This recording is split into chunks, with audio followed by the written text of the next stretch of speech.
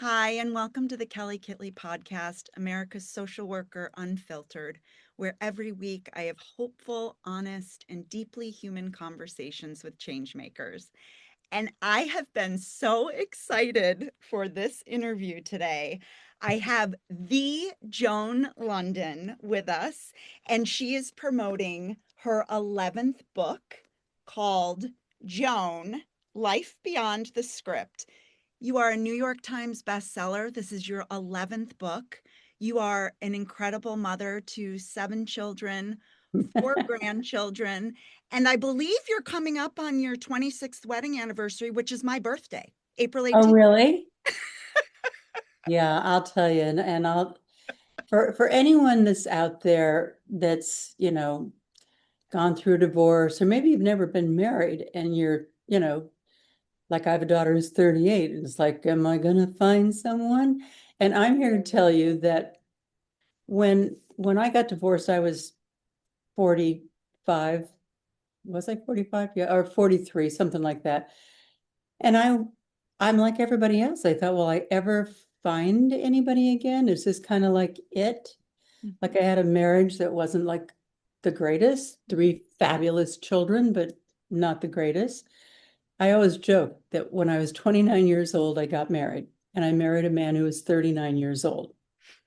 Didn't work out, but 20 years later, when I was 49 years old, I got married again. And again, I married a man who was 39 years old. But 10 years younger than you. Yes. The first one was 10 years older, and that did not work out. Yeah. He wanted to go to a jazz club in New York and smoke a cigar, and I wanted to go to the Grateful Dead concert. Like, I grew up in the 60s and 70s. I mean, we were just so not really meant for each other.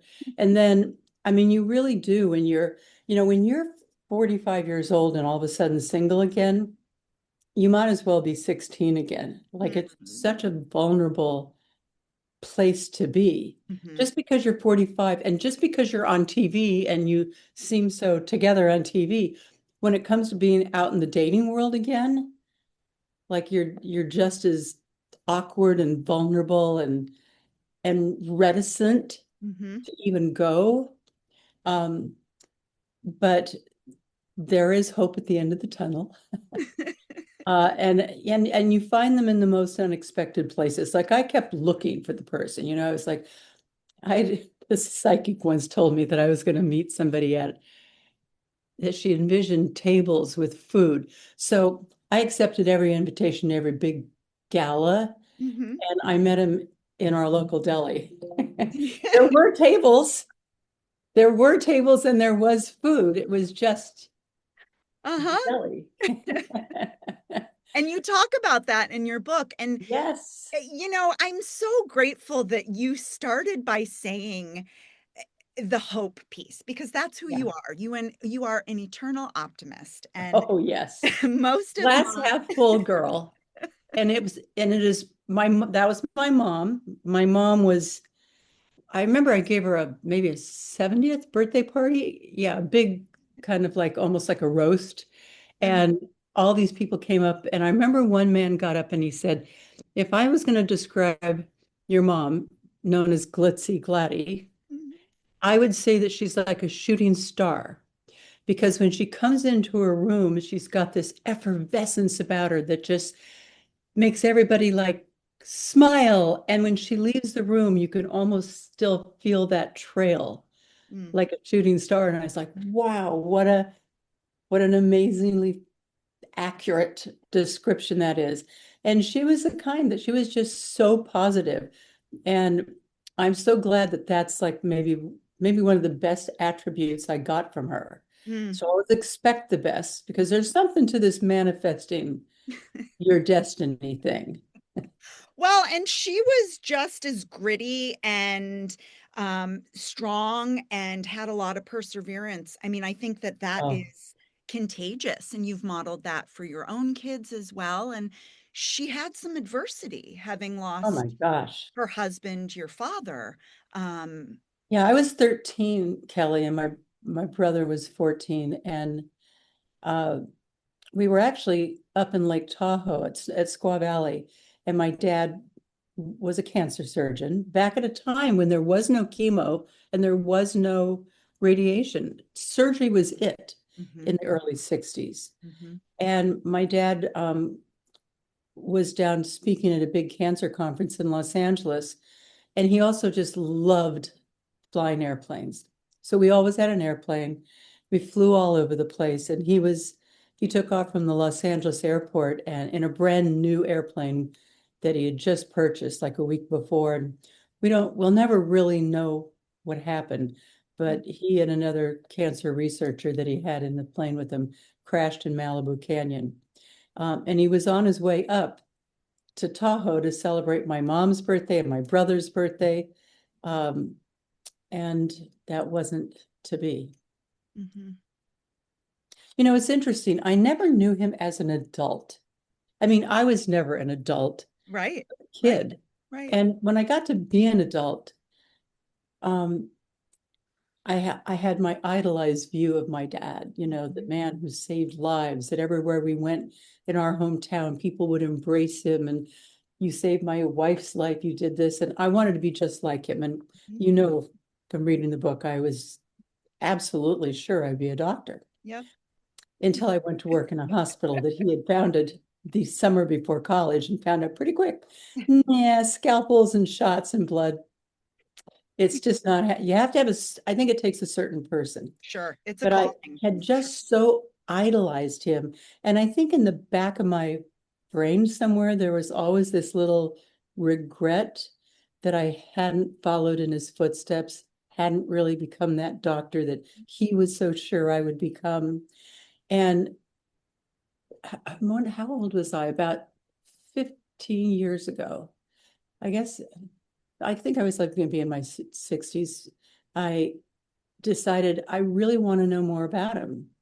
So I called three different doctors out in Sacramento, California, that had all worked with him in some capacity. One shared an office, one was his best friend, and also a nurse. And I made appointments with them and I flew out there and I took a little video camera um, and I sat them down and asked them about my dad. And I found out so much that I Mhm. never would have done. I mean, never would have known. And I always say when I'm out doing speeches, take the opportunity while your parents or your grandparents or aunts and uncles, while they are cognitively able to do Sure. this with you, Hmm. sit them down, take your phone out, ask them what life was like when they were young. And you'll hear about a different America, a different time, and ask them what were you like when you were little? And what were your parents like when they met? How did they meet? And you'll find out all these stories, and those videos will be absolutely treasured, you know, mementos. And while you're at it, Yeah. ask them what they know about them or any other relative who might have had colon cancer, breast cancer, Sure. any, cardiovascular disease back in a time when people didn't even discuss it with Hmm. anyone. You know, a woman would get breast cancer. I mean, I have a family relative who had breast cancer and she never told anyone.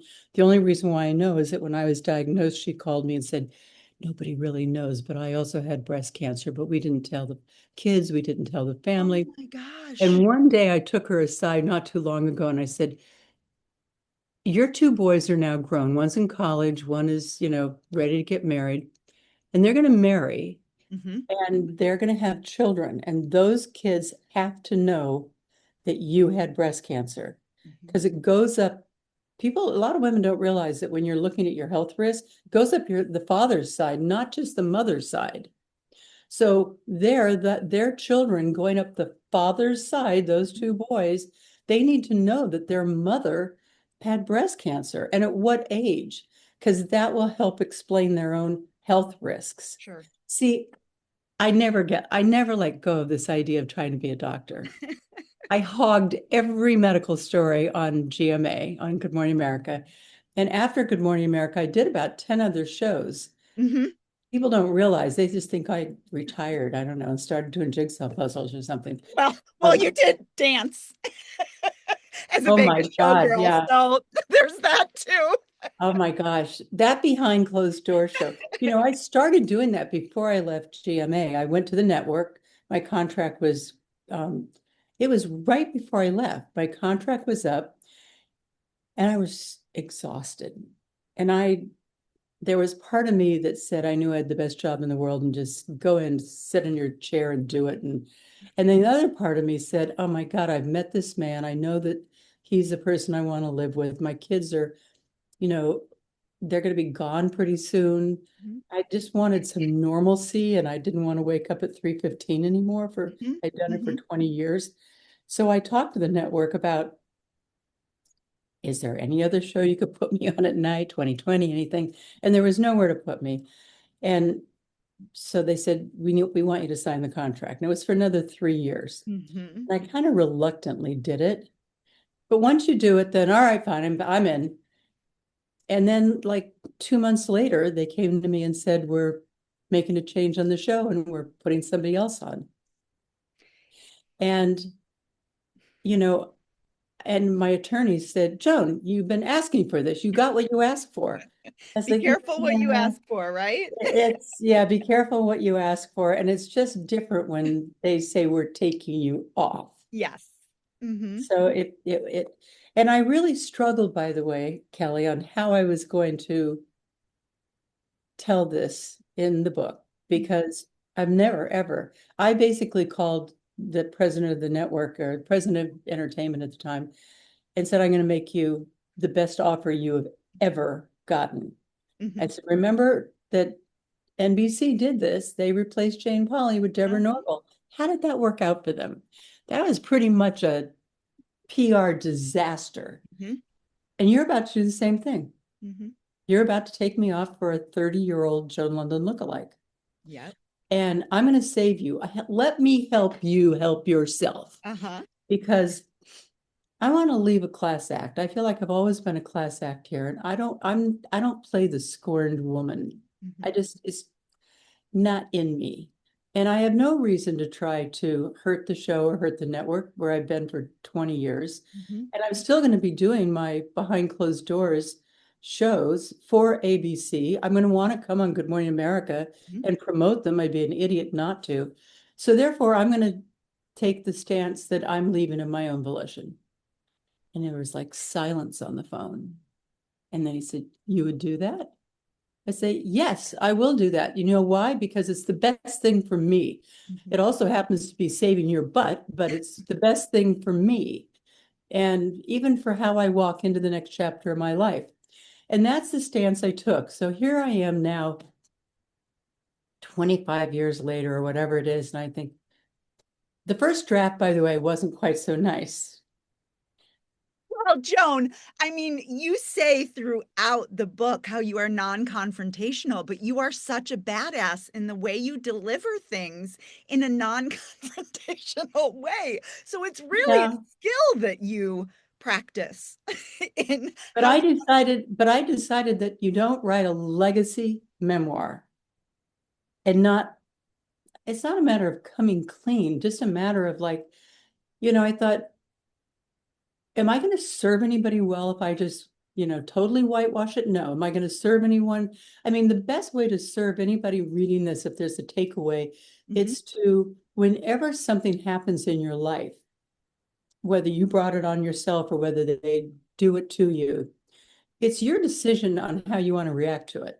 mhm, And it's your decision on how you want to, I mean, I hate the word spin, but I mean, that's like a current, modern word. mhm. But I also almost really didn't want to do that to my audience, tens of thousands of millions, excuse me, what I'm talking about, Right. people that were connected to me. Mhm, And, we didn't have, there was no internet back there. There was no right. Facebook. Mhm, Um, and that was the hardest thing of leaving the show is I knew I was going to be now disconnected from all those people who had followed me for 20 years, who were kind of like these morning friends that I'd never really met. And I didn't really want to throw them into a frenzy either. Like, and a lot of them, look, I mean, every time anyone says I'm leaving because I want to spend more time with my kids. I mean, a lot of them saw through it. mhm, Uh, but it was only like a half truth because I had been asking to get Mhm. off the show. I did want off the show. It's just hard to do that when you have one of the best jobs in the world. Mm. But I said, this is the time where you have to talk about it and you have to let people kind of take them into the moment and how you felt and how vulnerable you were and how freaked out you were and how scared you were about what's the rest of my life going to be. And then how I worked through it Mhm. and how I went off script. Everybody expected me to show up, over on the Today Show, which could have happened. I didn't Sure. really lean into it, or on a talk show Mhm. hosting, which could have happened, and I didn't lean into it. And Mhm. I think it takes being 20 years later to be able to step back and look at like, why didn't you? And and I talk about this one young whippersnapper reporter as I was leaving GMA who said, "Gee, Miss Lennon, how are you ever going to top this?" Mhm. That nasty little question that, of course, was so appropriate, but certainly I didn't like it. And it stayed in the back of my head. And I think it always made me wonder, had I blown it kind of the rest of the 25 years? And it took being this far at the end to be able to look at the whole arc of my career Mhm. and say, wait a minute, look what you did with the next 25 Oh years. my Look at gosh. the advocacy. Look what you did in advocacy for breast cancer and heart disease and senior care. And I mean, I probably made my mark on this earth in a more significant way. I mean, yes, the journalism career was amazing and big and public and that's what everybody introduces me, the former co-host, Good Morning America, all these other things. But it took me, I think, and I don't know if I could have written this book even 5 years ago, certainly not 10 years ago, Mhm. because it took until now for me to be able to step back and say, you didn't have to top that. You didn't have to do the same thing. But by deciding that you were going to do all these other things, you kind of went off script, Mhm. but in a really good way Beautifully. I that you mean, have to be proud of. absolutely. You married the love of your life. You Yeah. had two sets of twins very close together. I mean, and look, when you talk about the impact of media, I mean, you changed the trajectory for women who were working. And I remember being close to your daughter's age, having you on in the background and to get this advanced copy of your book and sit with it when you were in my kitchen when I was in middle Uh, school was just, I couldn't put it down. And, you know, my mom's about your age, and I think, and I know you say age doesn't matter, but I'm also like, the lives that you've lived in all of these yeah. big ways, but also in very small, connected, small ways that are really the big ways of just being quiet and listening and being in nature, is just beautiful. Yeah, And I'm really big on chapter titles, as you probably saw. I like live and die over that chapter title and then picking the right quote yes, to go under each yes, one. And I love the last chapter title, which is Surfacing with Intention. I love it. Because, and I don't want to give it, I don't want to say anything because it's one of my favorite chapters. I know I wanted to read the last sentence of it, but I'll wait for people to purchase Yeah, now let's it. not give it We away. won't go there. By the But way, here's the real book. the Here's the real real book. book. Okay. And that's where it started. Unbelievable. The many Oh, hairstyles of Joan. oh, yeah. Somebody said, looks like you hit a wind and everything went, but this was the Farrah It Fawcett was. Absolutely. hairstyle back then. Oh, and let's like show people. Hold on. Oh, So this is really at one cool. point in writing this book, and by the way, I started writing this book like 11, 12 years ago. Right. And then I was diagnosed with breast cancer. I put it down. I dealt with that. I wrote a book about it. Then I kind of picked it up. And then I was doing all of these women's health initiatives. And I just felt, and I was aging. And you can see, I've written a book about Like when I lost all the weight, I wrote healthy cooking, and then I wrote healthy living, and then I had the twins, so I wrote growing up healthy. I left GMA, I wrote a bend in the road is not the end of the road. Like every chapter of my life has a book with it. Yeah. And I started thinking about, and then so I had to write my last book. I don't know if you ever read it, called Why Did I Come Into This Room? Yeah. Random conversation about women and aging. Oh, yeah. My funniest book, because you have to be funny if you're going to write about leaky bladders and hot flashes. And I'm glad that I did that book. But then I took this one up again. And I thought, wow, since I was about 23, my entire life has been on videotape. Mhm. How could I put, I want people, I want to share that. I have this incredible video library. I don't even know how I have it all. And so I called my attorney and said, can I put QR codes all throughout the book that will open up to videos so I can not only write the book, but share the video? And he said, do you own all that video? I said, it's all on YouTube. And I don't even know how it all got on YouTube. I didn't put it there. Huh? And he said, if it's on YouTube, you can do it. So all throughout the book, we'll show them here, Thank are you. these QR codes. Mhm. All right, now, should we show them? Show 'em. So let me turn my sound back up because I turned it off while I'm talking to you. You turn your camera on. I'm going to show them. This is one chapter about flying in a U-2. It's 65,000 feet. And you put this right over the QR code. Okay, you see that? You hit the button. And now, It's unbelievable. I got a landing gear malfunction and an electrical malfunction. I've got about 2 hours of fuel on board and 2 souls on board. Well, I won't play anymore, but you'll have to read the book to see the rest. Every But chapter. I mean, it's phenomenal.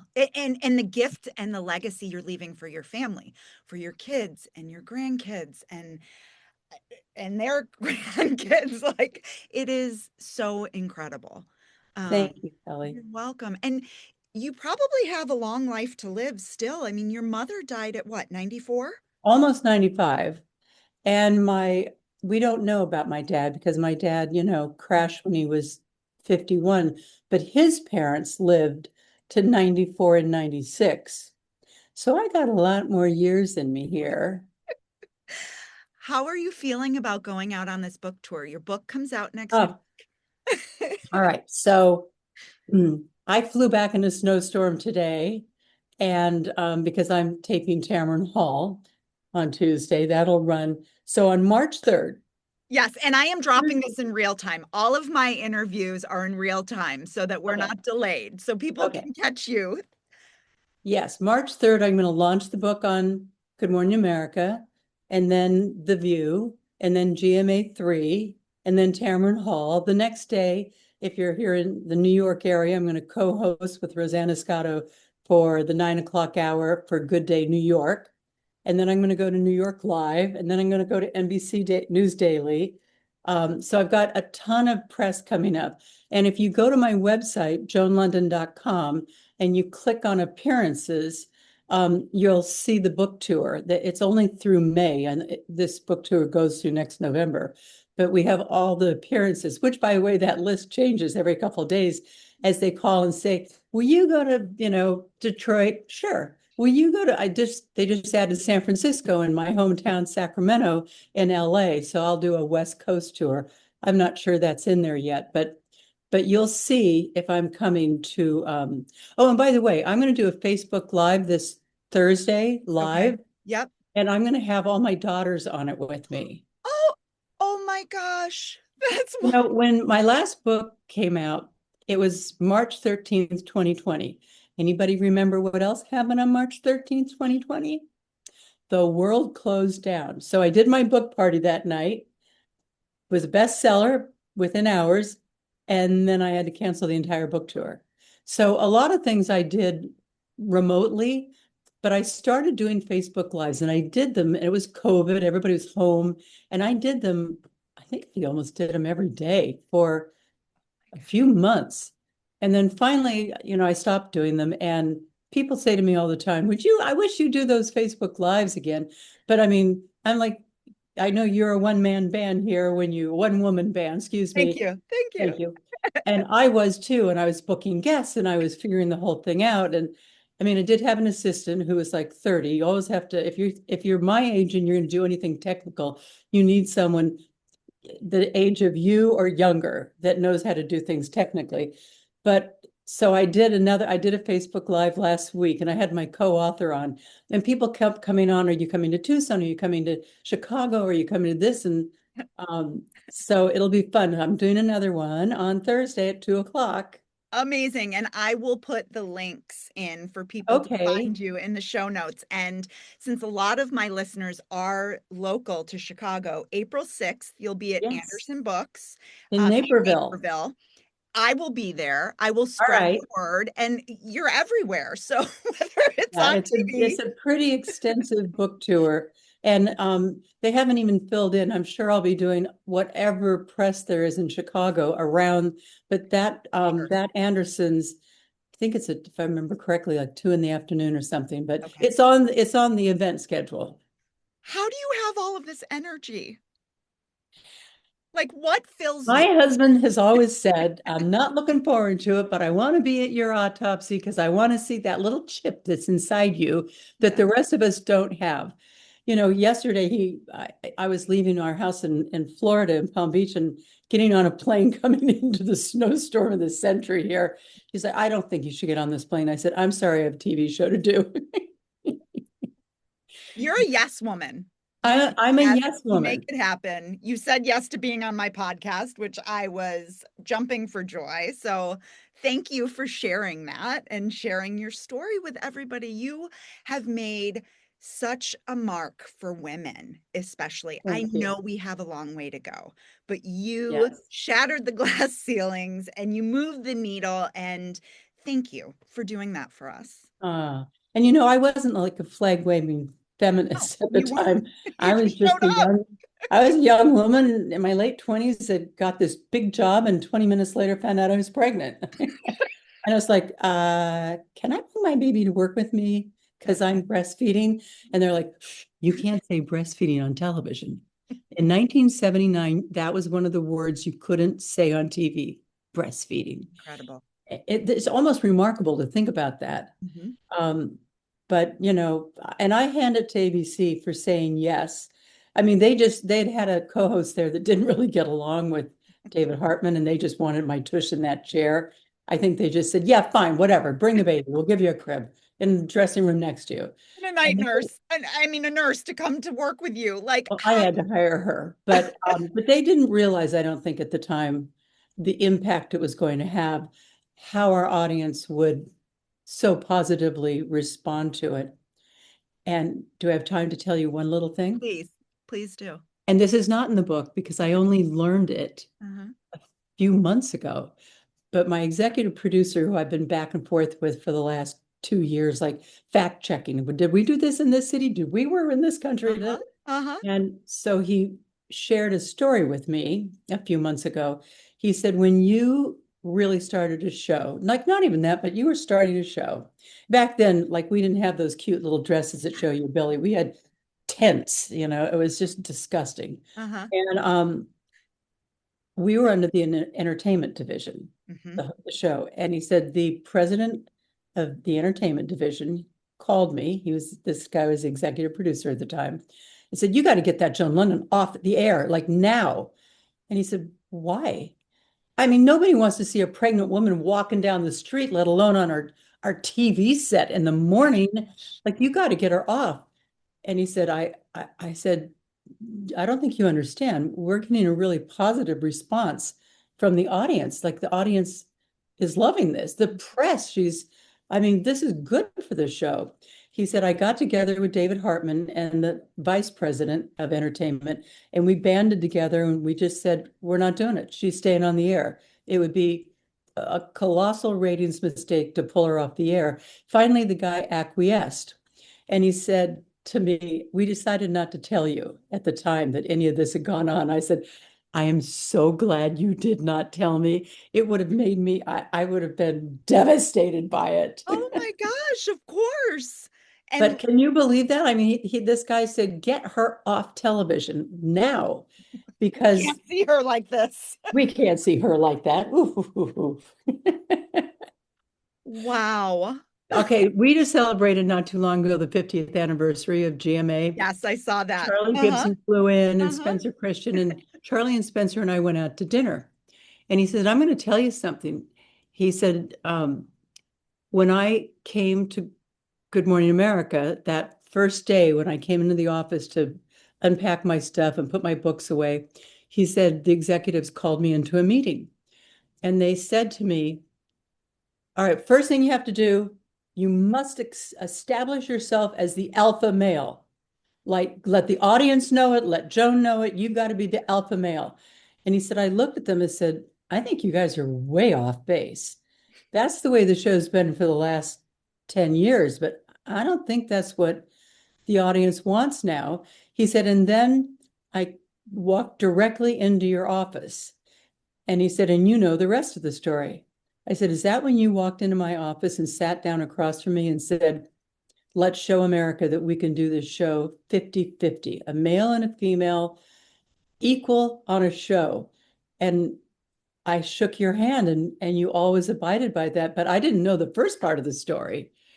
I didn't know that the Thank goodness. executives, that's not in the book either, because I just learned it like a couple months ago. And again, I'm so glad that he didn't tell me where he had just come from and what they wanted him to do, because I was just kind of like coming into my own. In fact, that chapter is called Coming Out of the Shadow or something like that.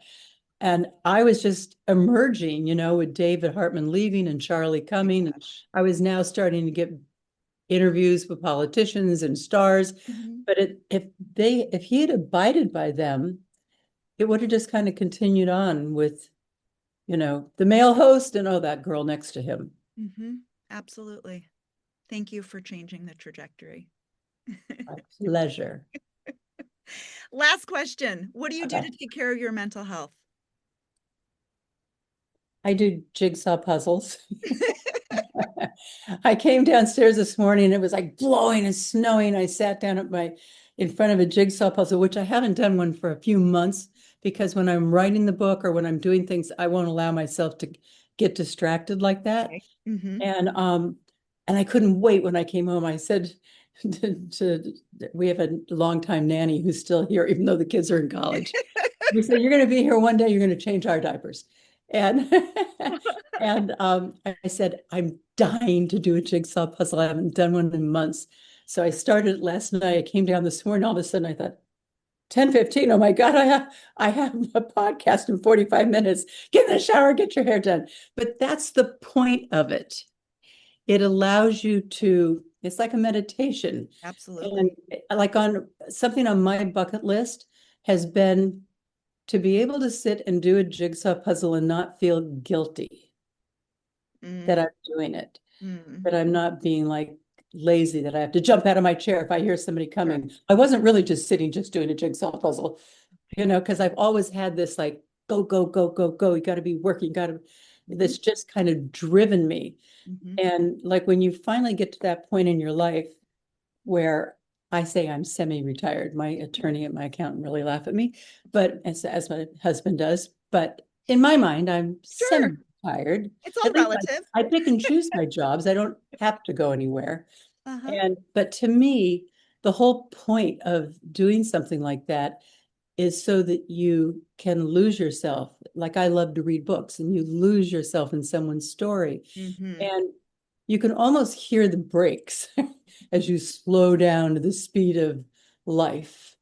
It's like the brakes on a train. Okay. Oh, hi. Is this what life is actually really like when I'm not going 180 miles an hour? Well, they caution you, not to meet your sheroes because you may be disappointed, but your insides match your outsides and what I hoped and dreamed you would be. And I am so happy for you and congratulations on your 11th book that comes out March 3rd. And good luck on your book tour. And people are going to be just so immersed in the story. And it is such a feel-good, empowering, like, Go kick ass, woman. Thank you. Thank you. Well, this has been fun. I really enjoyed the interview. In 15 minutes, I'm going to get on another podcast called The Bookcase. And you know who does that podcast? Ooh. Charlie Gibson. Oh, get out. Oh, your bestie. I love it. I love it. We'll have so much fun, Joan. And we wish you the best of luck. I have no doubt Thank it's you. going to be another New York Times bestseller, and we will be cheering you on from afar. And everybody who is listening, just a friendly reminder to be the change that you wish to see in your world, whether you start with yourself, with your family, or your community. Thank you so much for joining us, and have a great day.